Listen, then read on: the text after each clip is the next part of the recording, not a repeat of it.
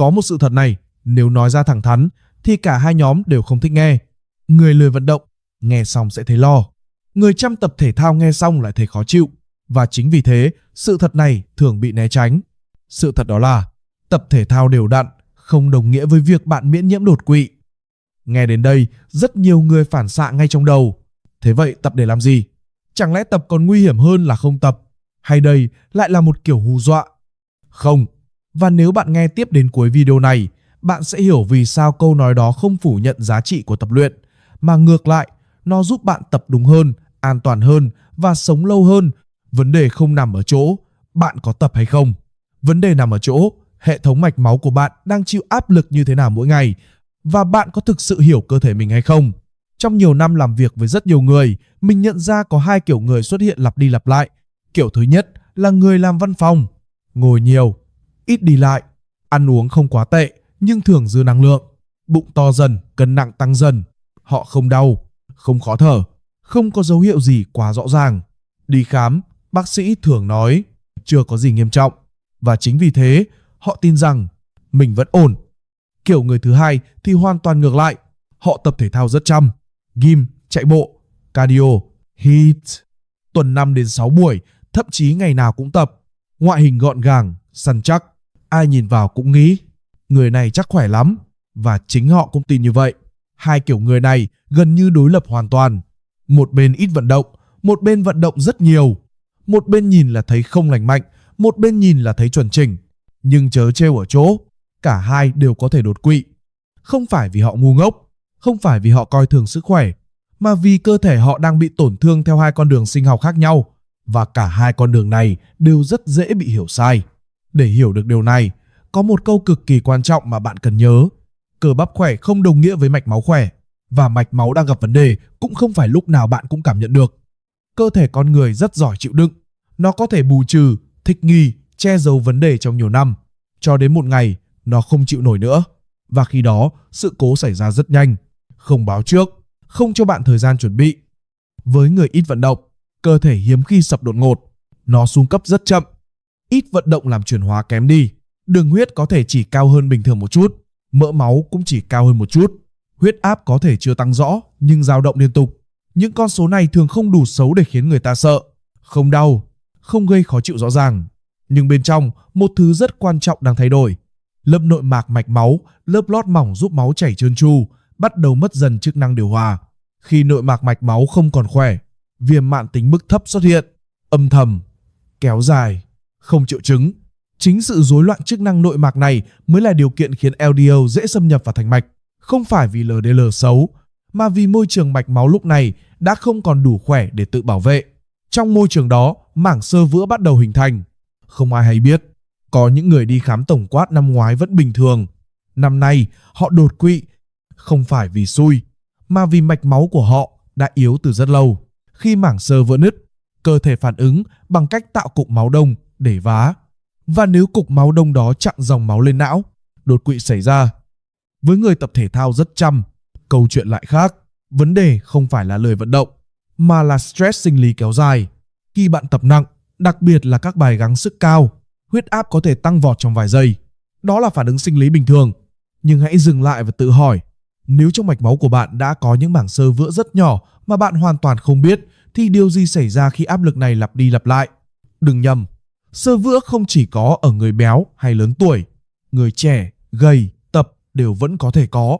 Nếu di truyền, stress, thiếu ngủ, ăn uống mất cân bằng, chưa kể đến những yếu tố thường bị xem nhẹ, mất nước khi tập lâu, máu cô đặc hơn, nguy cơ hình thành cục máu đông tăng. Một số người còn gặp rối loạn nhịp tim do tập cường độ cao kéo dài, thiếu ngủ, stress mạn. Ngoại hình rất fit, nhưng hệ tim mạch đang phải chịu quá tải lâu dài. Đột quỵ trong trường hợp này không đến từ sự xuống cấp chậm, nó đến từ một điểm gãy sinh lý. Và đây là điểm rất nhiều người bỏ lỡ. Bên ngoài bạn có thể đang rất khỏe, nhưng bên trong hệ mạch máu có thể đang chịu áp lực mà bạn không hề cảm nhận được. Đến đây, mình muốn phá một niềm tin sai rất phổ biến. Chỉ cần tập thể thao là tim mạch sẽ an toàn.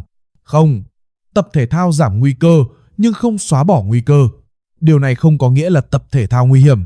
Ngược lại, tập luyện đúng là một trong những cách bảo vệ tim mạch tốt nhất. Vấn đề chỉ xuất hiện khi cách tập không còn phù hợp với trạng thái sinh lý hiện tại của bạn. Cơ thể không quan tâm bạn tập bao nhiêu buổi mỗi tuần. Cơ thể quan tâm bạn hồi phục như thế nào. Nếu bạn đang tập 5 đến 6 buổi mỗi tuần, hãy tự hỏi, bạn đang khỏe lên hay chỉ đang cố chứng minh rằng mình rất kỷ luật? Vậy chúng ta tự hỏi, những dấu hiệu cảnh báo sớm của đột quỵ là gì? Đột quỵ hiếm khi đến mà không có tín hiệu. Vấn đề là những tín hiệu này không ồn ào nên rất dễ bị bỏ qua. Hãy tự hỏi bạn có từng gặp những điều này không? Choáng váng, say sẩm khi đứng lên nhanh, đau đầu thoáng qua, khó mô tả, tim đập nhanh, hụt nhịp sau tập nặng, tê nhẹ một bên tay hoặc chân, cảm giác cơ thể không còn như trước dù sinh hoạt vẫn bình thường. Đây chưa phải đột quỵ, nhưng là dấu hiệu hệ tim mạch đang chịu áp lực. Và có một điều cực kỳ quan trọng mà bạn bắt buộc phải nhớ. Những dấu hiệu mình vừa nói là cảnh báo sớm. Nhưng khi đột quỵ thực sự đang xảy ra, y học dùng một nguyên tắc rất đơn giản gọi là FAST. F, face, mặt, mặt méo, cười không đều, một bên xệ xuống. A, arm, tay, yếu, hoặc T một bên tay không thể nâng lên như bên còn lại. S, speech, nói khó, nói ngọng, úa, không nói được câu tròn tiếng. T, time, thời gian. Nếu có bất kỳ dấu hiệu nào ở trên, đưa đi cấp cứu ngay lập tức. Đột quỵ không chờ bạn nghỉ ngơi cho khỏe lại. Mỗi phút trôi qua, hàng triệu tế bào não có thể mất đi. Vậy chúng ta nên tập gì và tránh điều gì? Không có bài tập nào xấu, chỉ có bài tập không phù hợp với trạng thái hiện tại của bạn. Với người ít vận động hoặc mới quay lại tập, nên ưu tiên đi bộ nhanh, đạp xe nhẹ, bơi, tập sức bền nhẹ toàn thân. Những bài này giúp cải thiện chức năng nội mạc mạch máu mà không tạo cú sốc huyết áp, tránh gắng sức đột ngột, thi đấu ăn thua, hít quá sớm. Với người tập lâu năm, hãy tự hỏi, tuần này mình có buổi tập nào thực sự nhẹ không? Cần có ngày phục hồi, cardio vùng nhịp tim thấp, tuần đi lốt định kỳ. Nếu bạn thấy nhịp tim nghỉ cao hơn trước, ngủ kém dù rất mệt, tập càng lâu càng dễ đuối, đó là lúc giảm cường độ, không phải tăng.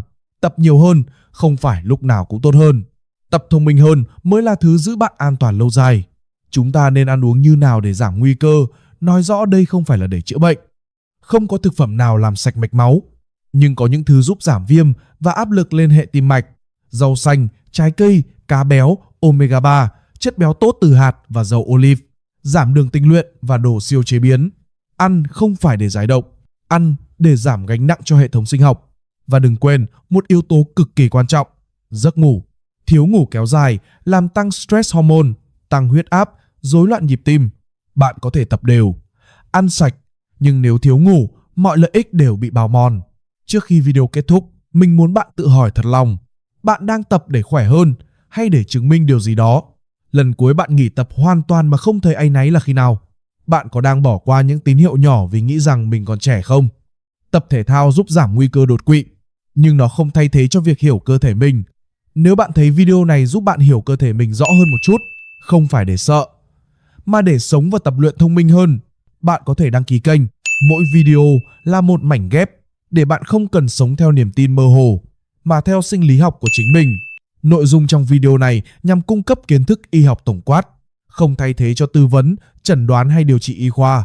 Nếu bạn có bệnh nền tim mạch, huyết áp, rối loạn nhịp tim hoặc từng có triệu chứng bất thường khi tập luyện, hãy trao đổi trực tiếp với bác sĩ để được đánh giá phù hợp.